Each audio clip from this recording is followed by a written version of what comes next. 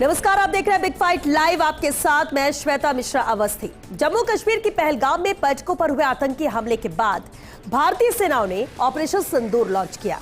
सेना ने इस ऑपरेशन के जरिए 6 और 7 मई की रात पाकिस्तान में 9 आतंकी ठिकानों को तबाह कर दिया।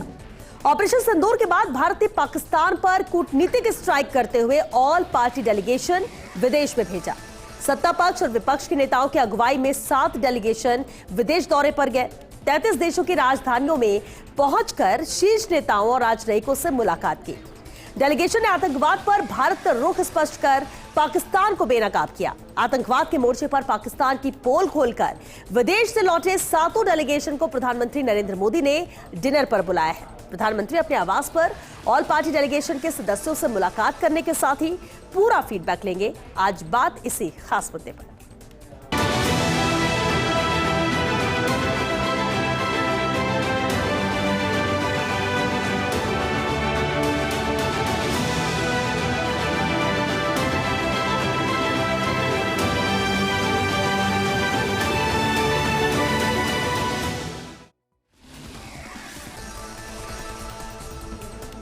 और चलिए इस खास मुद्दे पर चर्चा के लिए खास मेहमान हमारे साथ जुड़ चुके हैं। सबसे पहले उनसे रूबरू करा देते हैं आपको। हमारे साथ चर्चा में मौजूद है राखी राठौर जी, प्रवक्ता है बीजेपी से। बहुत स्वागत है राखी जी आपका। आर तिवारी जी भी हमारे साथ है, कांग्रेस प्रवक्ता है। आर तिवारी जी आपका भी बहुत स्वागत है। साथ ही पूर्व राजनयिक गौरीशंकर गुप्ता जी भी चर्चा में हमारे साथ जुड़ चुके हैं। गौरीशंकर जी आपका भी बहुत स्वागत है। और साथ ही मौजूद है राजनीतिक विश्लेषक सुभाष शर्मा जी। सुभाष जी आपका भी बहुत स्वागत है। बेहद खास मुद्दा है और चर्चा की शुरुआत करते हैं राखी जी आपसे ही, क्योंकि डेलीगेशन डिप्लोमेसी है ये। क्योंकि जिस वक्त ये डेलीगेशन भेजना था, नाम तय हो रहे थे, उस समय भी विवाद हुआ, लेकिन अब जबकि डेलीगेशन लौट आया है और आज प्रधानमंत्री नरेंद्र मोदी के साथ सभी का डिनर है, क्या लगता है कितना असरदार ये डेलीगेशन का जाना रहा है? किस तरह से मैसेज रहा है अंतर्राष्ट्रीय स्तर पर, और ये इस फैसले को कैसे देखा जाए? देखिए श्वेता, सबसे पहले तो मैं जो डेलीगेशंस में लोग गए थे उनको बहुत बहुत बधाई देना चाहूंगी। पूरे देश को मैं बधाई देना चाहूंगी, क्योंकि यहां पर हो सकता है हम अलग अलग पार्टी के रूप में काम करते हो, लेकिन जहां तिरंगे की बात आती है, जहां राष्ट्र की बात आती है, हम सब मिलकर के हमारे देश के लिए जो जरूरी होता है वो करते हैं। और वही काम जब ये डेलीगेशन 7 डेलीगेशन जो 33 देशों के अंदर गए, उन्होंने ये इस काम को किया। देश का हर निवासी बहुत गौरवान्वित महसूस करता है और हम सब उनको बहुत साधुवाद व्यक्त करते हैं कि हमारे देश का जो एक कड़ा संदेश था पूरे विश्व में, वो देने का काम इन्होंने किया। कुल 5 संदेश इस डेलीगेशन ने दिए। सबसे पहला कि आतंकवाद के खिलाफ भारत का 0 टॉलरेंस रहेगा। दूसरा संदेश, पाकिस्तान जो है वो आतंकवादी घटनाओं का संरक्षण करता है, वो आतंकी देश है। और तीसरा कि हमने जो कार्रवाई की थी वो एक जिम्मेदारापूर्ण, एक संयमित कार्रवाई थी। चौथा कि विश्व जो है वो आतंक के खिलाफ एकजुट है। और पांचवा कि अब पाकिस्तान के खिलाफ जब आतंकी घटनाओं के प्रति कोई भी कार्रवाई होगी तो उसमें हम लोग प्रोएक्टिव तरीके से एक्शन लेंगे। अगर कोई आतंकवादी घटना होती है तो हम लोग स्ट्रॉन्ग एक्शन लेंगे। ये 5 संदेश निश्चित तौर पे इस पूरे प्रतिनिधि मंडल ने वहां पर पहुंचाया और बहुत अच्छा संदेश गया। आप देखिए इसका रिजल्ट ये रहा कि पाकिस्तान को भी अपना डेलीगेशन भेजना पड़ा, और डेलीगेशन जो गया बिलावल भुट्टो के नेतृत्व में गया और उनकी पोल पूरी खुली। बिलावल भुट्टो ने साफ साफ कहा कि वो आतंकी पाकिस्तानी थे, लेकिन सारे पाकिस्तानी आतंकी नहीं हैं। उन्होंने एक्सेप्ट किया कि वो वहां से आए थे। दूसरा, उन्होंने ये माना कि इंडिया की तरफ से 80 से ऊपर मिसाइल्स और 400 से ऊपर ड्रोन्स आए, उनके एयर स्पेसेस जो हैं उनको खराब डिस्ट्रॉय किया। और तीसरी चीज, उन्होंने हथियारों की डिमांड की है। साफ साफ उन्होंने बताया कि टेक्नोलॉजी के रूप में पाकिस्तान कहीं पर भी कुछ नहीं है, उसको बाकी देशों से सहायता चाहिए। ये साफ साफ दिखाता है। और साफ साफ उन्होंने ये भी कहा कि हमने कहा जब इतना खतरनाक अटैक हुआ, हमने मर्सी पिटीशन दी और उसके बाद सीज फायर हुआ। तो जो चीजें थी, जो क्लैरिटी आनी चाहिए थी देशवासियों में भी और पूरे विश्व में, वो इन दोनों डेलीगेशंस के माध्यम से हुई। हमने जो डेलीगेशन भेजा और उसके बाद जब पाकिस्तान गया तो क्लैरिटी बहुत बड़े लेवल पर आई। पाकिस्तान ने एक्सेप्ट किया कि वो आतंकियों को संरक्षण देता है, उनके एयर बेसेस डिस्ट्रॉय हुए हैं, और उन्होंने सबसे पहले मर्सी पिटीशन के माध्यम से सीज फायर के लिए रिक्वेस्ट की थी। ये सब क्लैरिटी आई है और मैं बधाई दूंगी कि सब लोग राष्ट्र के नाम पर एक रहे।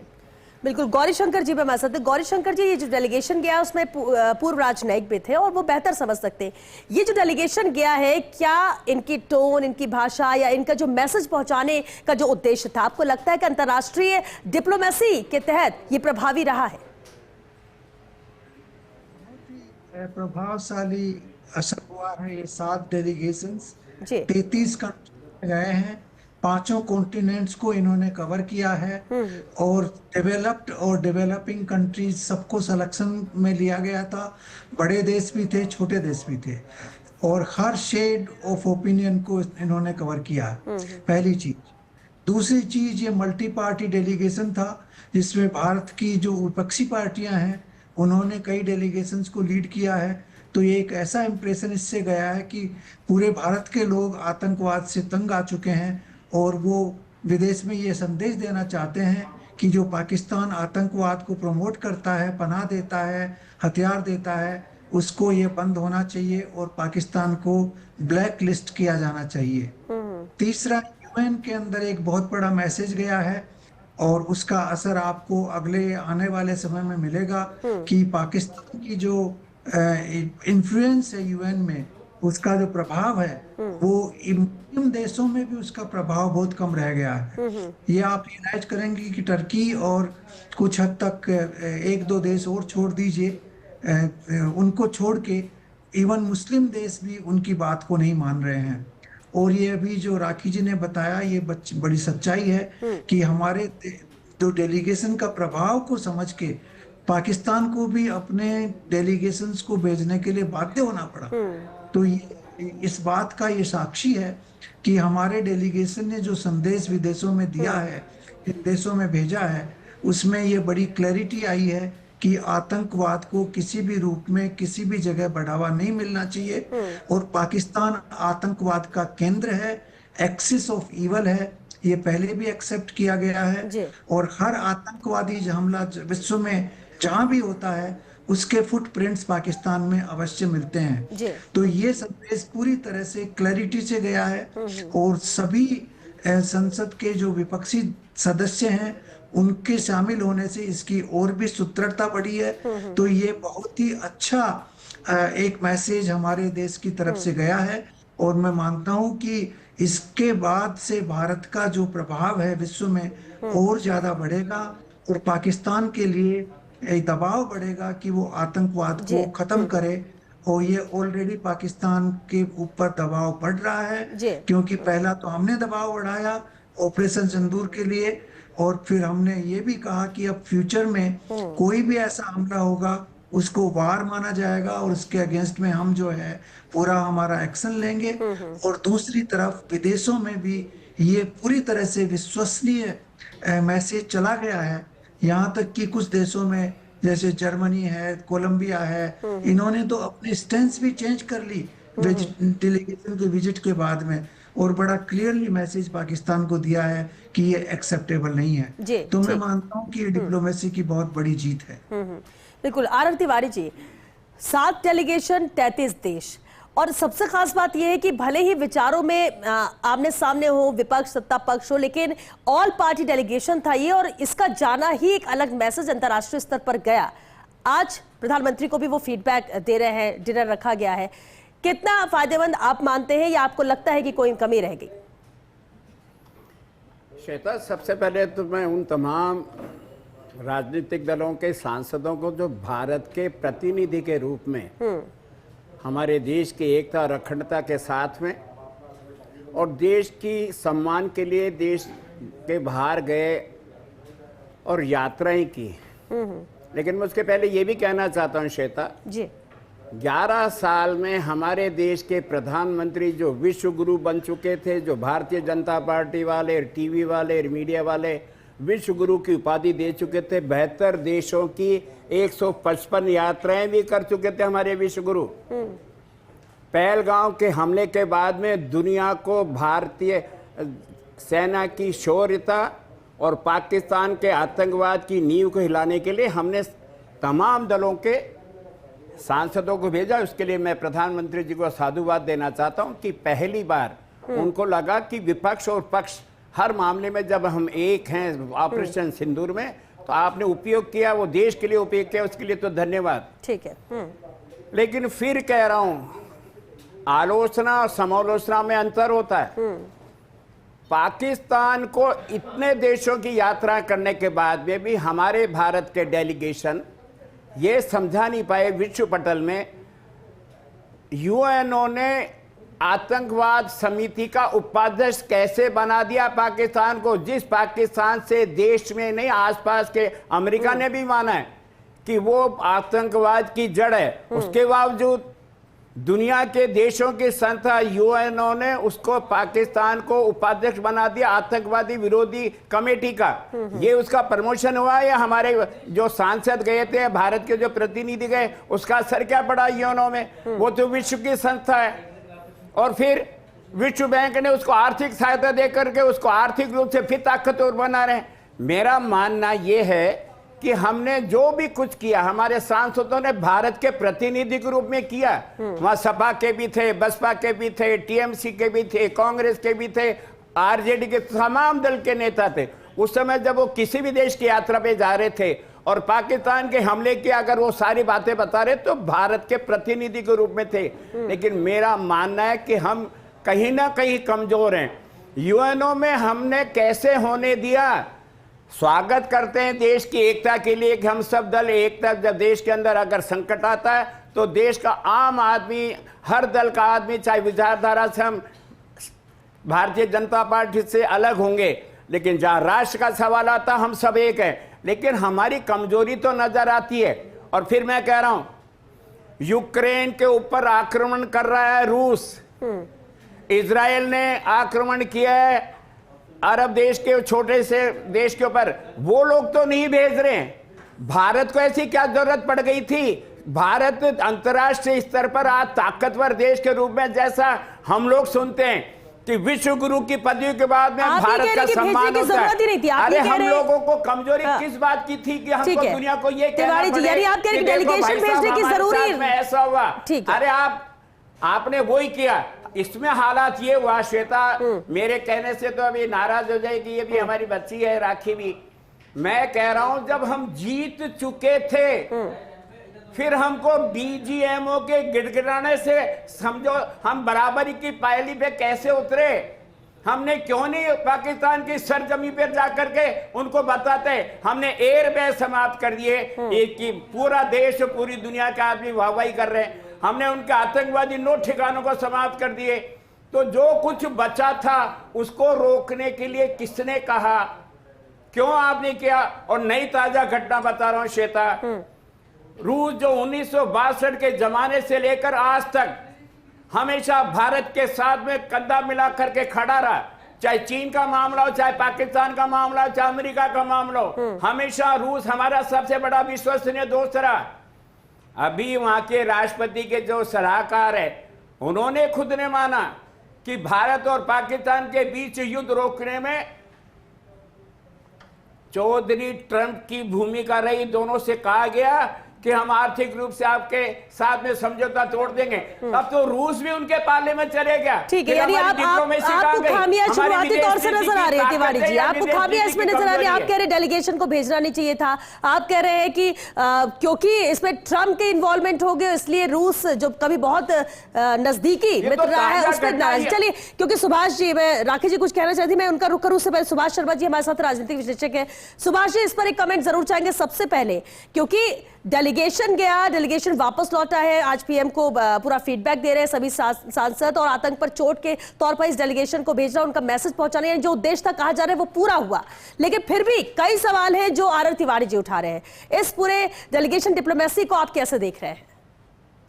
एक बात तो सब समझने जैसी बात यह है कि देखिए, जिस तरह की डेमोक्रेसी में हम हैं और जिस तरह का डेमोक्रेटिक सेटअप हमने, जो हमारा पार्लियामेंट्री सेटअप हमने लिया है, उसमें पक्ष और विपक्ष वाला जो मसला है, ये हम बहुत गलतफहमी में जीते हैं। नैरेटिव जो अभी मौजूदा सरकार ने प्रेजेंट डिस्पैंसेशन में दिया है, बहुत अच्छी बात है।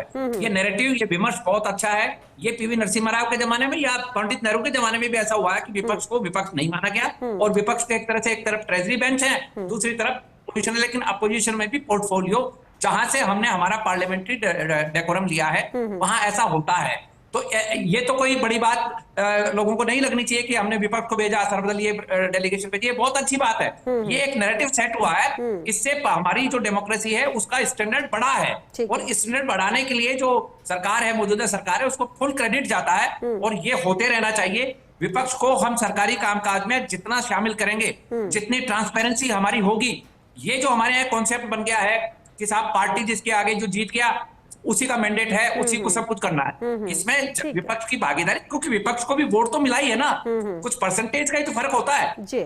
तो विपक्ष को आइडल कर देना, निष्क्रिय कर देना, या विपक्ष को हमेशा लज्जित करना, विपक्ष को नीचा दिखाना, ये अच्छी परंपरा नहीं है। ये लोकतांत्रिक व्यवस्था में इसको कतई स्वीकार नहीं करना चाहिए जनता को। जनता को ये चाहिए कि भाई हमने बाकी जो सांसद हैं, बाकी जो एमएलए हैं, बाकी जो रिप्रेजेंटेटिव है, उनको भी तो जिता के भेजा है, उनकी भी तो कोई जिम्मेदारी है। वो 5 साल तक क्या फ्री की तनख्वाह लेंगे, फ्री के भत्ते लेंगे? उनकी कोई जिम्मेदारी नहीं है, कोई अकाउंटेबिलिटी नहीं है। बिल्कुल। तो ये जो कॉन्सेप्ट आया है, ये नैरेटिव जो मोदी ने या मौजूदा सरकार ने दिया है, ये बहुत अच्छी बात है। इसके दूरगामी असर होंगे और ऑल पार्टी डेलीगेशन जहां जहां भी गए हैं, आज आपको उसका स्पंदन कम नजर आ रहा है। इसके स्पंदन को महसूस किया जाएगा अगले 1-2 साल में, और इसके जो असरात हैं, इसके जो इफेक्ट्स हैं, वो पॉजिटिव होंगे भारत के लिए। जहां तक रही बात आर तिवारी जी की, ये बात जो है कि ऑल पार्टी का, देखिए कोई विरोध तो कर नहीं रहा ऑल पार्टी डेलीगेशंस का, लेकिन उन्होंने जो सवाल उठाए हैं, ऑल वेदर फ्रेंड जो रशिया है, इसको एक बार हमारी सरकार को पुनर्विचार करना चाहिए कि ऐसा क्या हुआ जिसकी वजह से ऑल वेदर फ्रेंड हमारा रशिया, जिसने हमेशा हमारा साथ दिया। दूसरी बात, ये जो चौधरी ट्रंप की बात आ रही है, बार बार ऐसा कहा जाता है कि सीज फायर अचानक हुआ, और वाकई मीडिया भी स्तब्ध था, आम जनता भी स्तब्ध थी कि अचानक से ऐसा क्या आन पड़ा कि हम एक तरफ तो खबर आई कि साहब जो सोल्जर ऑन फुट्स हैं वो पहुंच गए हैं, और दूसरी तरफ खबर आई कि सीज फायर हो गया है। तो ये जो बात है, इसको थोड़ा सा सरकार में जो बैठे लोग हैं उनको पारदर्शी तरीके से जनता के सामने रखना चाहिए।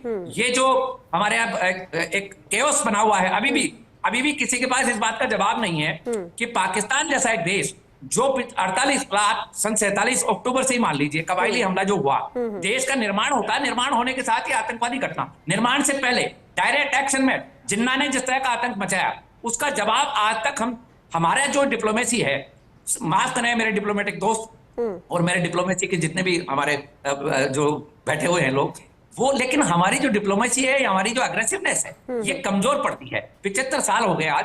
हम अब जैसे इसी बात को ले लें कि ऑल पार्टी डेलीगेशन भेजने की जो नौबत है, ये क्यों आन पड़ी? क्या कोई ऐसा मजबूत देश जो 140 करोड़ का देश है, हमारा सबसे बड़ा लोकतंत्र है दुनिया का, आप सोचिए जरा, ऐसे देश को विदेशों में जाकर अपनी सफाइयां पेश करनी पड़ती हैं, साथ लेने के लिए समर्थन मांगना पड़ता है, और ये 75 साल से डायरेक्ट कौन नहीं जानता दुनिया में ऐसा कौन सा देश है, ऐसा कौन सा राजनयिक है, ऐसा कौन सा पॉलिटिशियन है जो नहीं जानता कि आतंक के तार सारे पाकिस्तान से सुभाष जी, आप ये मानते हैं कि भेजने की जरूरत नहीं थी डेलीगेशन को?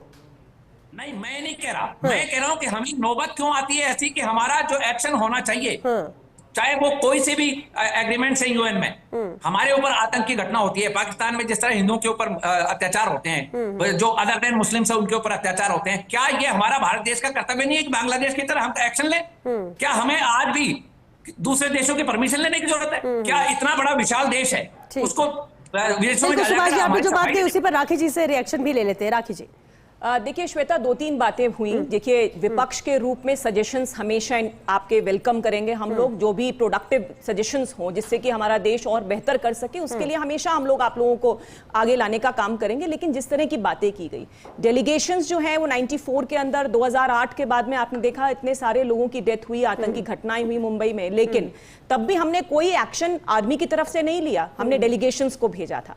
2 तरह की बातें अभी सुभाष जी भी कह रहे थे। देखिए श्वेता, मुझे प्रॉब्लम तब होती अगर ऑपरेशन सिंदूर का जब पीक टाइम था, उस समय मैं बाहर के देशों के पास जाती कि मुझे मिसाइल्स दीजिए, मुझे हथियार दीजिए।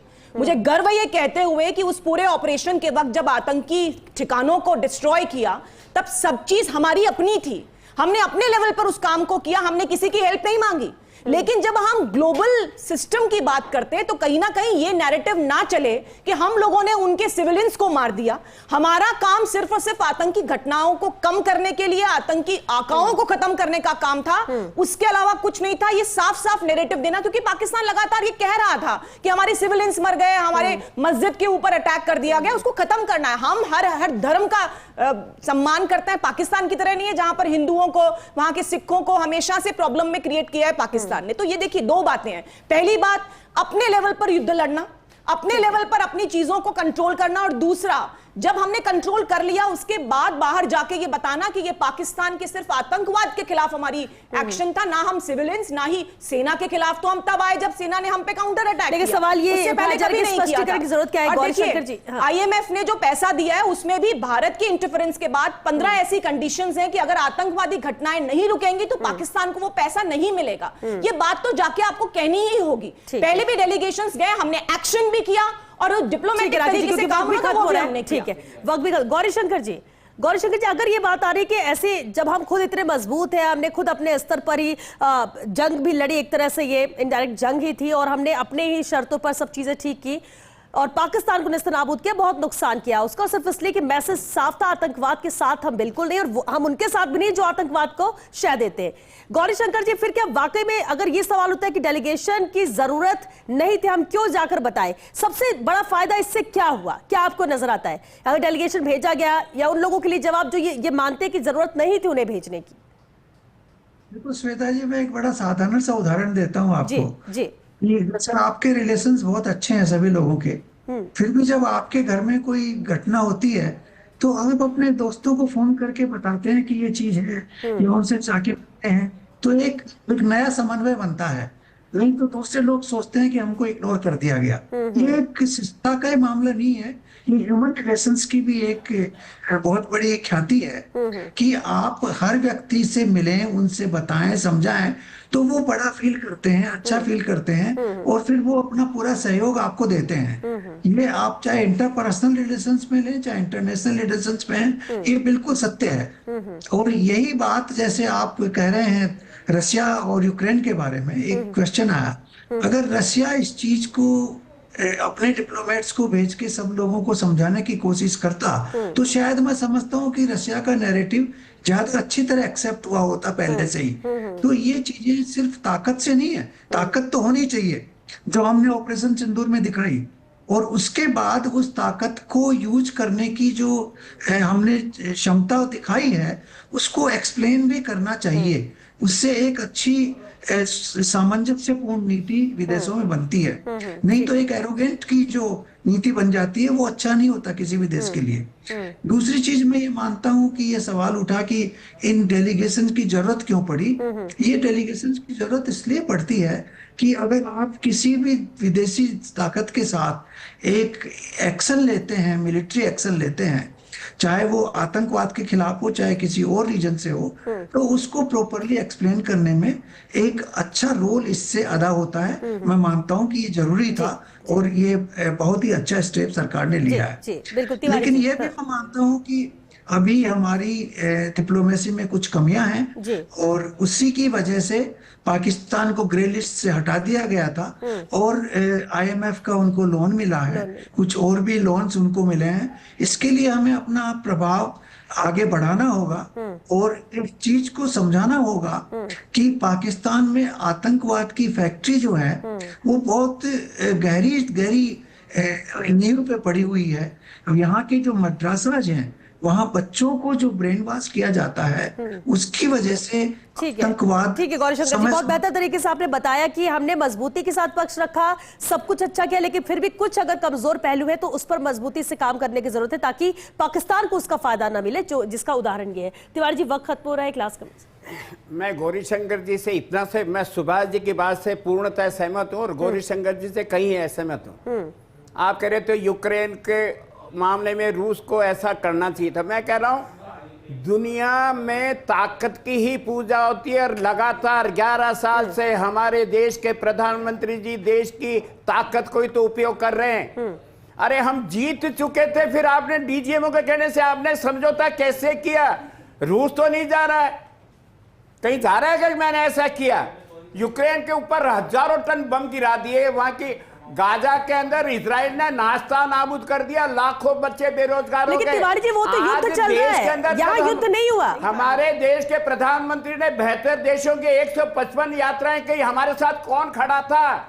जब ऑपरेशन सिंदूर चल रहा था अपना था, हमारे साथ में बर्मा नहीं था, हमारे साथ में नेपाल नहीं था, हमारे साथ में पाकिस्तान से चीन नहीं था, भारत के मैं कह रहा हूं एस जयशंकर जी का जो हमारा विदेश मंत्रालय पूर्णतः फेल है। 11 साल से हमारी विदेश क्योंकि वक्त खत्म हो गया है, तिवारी जी के सवाल वही कायम है, वक्त खत्म हो गया है। एक फाइनल कमेंट चाहेंगे एक लाइन में सुभाष सर? ये देखिए डिप्लोमेटिक जो बात कही भी एम्बेसडर गुप्ता जी ने, ये बात बिल्कुल सही है कि हमारी डिप्लोमेसी में भी गाला होने वाला है कनाडा में। G7 का डिप्लोमेटिक गाला होने वाला है, देखने में आ जाएगा, पिक्चर समझ में आ जाएगी कि कहां भारत खड़ा है। भी RR तिवारी जी जो कह रहे हैं ये बात सही है कि डिप्लोमेटिक हमारा करियर डिप्लोमेट्स हो, चाहे हमारे बाकी के डिप्लोमेटिक सेक्टर के लोग हों, समझने वाली बात है कि हमें पाकिस्तान जैसा एक मामूली सा देश है, वो 75 साल से तंग करता आ रहा है और हम अभी भी डिसाइसिव नहीं है। अभी भी हमको दूसरों की मेहरबानी, दूसरों के सामने पर्दा लगा के दिखाने की ये सब हो रहा, वो सब यूएन में कई सालों से दिखा रहे हैं। वाजपेयी जी जब नरसिम्हा राव जी के कहने पे गए थे, हमने जम्मू कश्मीर में जो हो रहा था, आतंकवाद जो हो रहा था, वो बहुत दिखाया, लेकिन आखिर हो क्या रहा है? 140 करोड़ का देश क्या इसी के लिए बना है क्या? सवाल यहाँ ये उठ रहा है। हमारा जो प्रधानमंत्री बहुत मजबूत है, प्रधानमंत्री मोदी को सारा विश्व जानता है मजबूत है, लेकिन मजबूती दिखाने से होती है साहब। 140 करोड़ का देश कभी भी इस तरह की बातों में आ जाता है कि सीज फायर से प्रसन्न हो रहे हैं। अरे भाई सीज फायर हुआ तो किस बात के लिए गए थे हम? किस बात का हमने रिटेलिएशन दिखाया? वो रिटेलिएशन जनता आज पूछ रही है क्योंकि वक्त नहीं था ये। देखिए आतंकवाद के जो ठिकाने हैं उनको खत्म करने के लिए काम किया गया था और सीज फायर जो है वो पाकिस्तान की रिक्वेस्ट पर किया गया। हमारे सिर्फ 9 ठिकाने खत्म करने के बाद युद्ध नहीं करना था, वो तो हम लोगों ने रिवर्ट इसलिए किया क्योंकि वहां से आया पाकिस्तान की तरफ से, साफ साफ है। देखिए चलिए क्योंकि वक्त खत्म हो गया। बहुत शुक्रिया RR तिवारी जी, सुभाष जी, गौरीशंकर जी और राखी जी, बहुत शुक्रिया इस चर्चा में शामिल होने के लिए। देखिए 7 टीमें बनाई गई, 33 देश पर तक ये टीमें पहुंची जहां पर उन्होंने बात रखी, पाकिस्तान को बेनकाब किया। ये जरूरी क्यों था? हालांकि अब ये वाद विवाद है, लोग कोई पक्ष में है कि हाँ डेलीगेशन गया, इसका इम्पैक्ट हुआ है, इसका फायदा हुआ है, कुछ का कहना यह है कि चलिए जरूरत ही क्या पड़ी, क्यों जरूरी हुआ।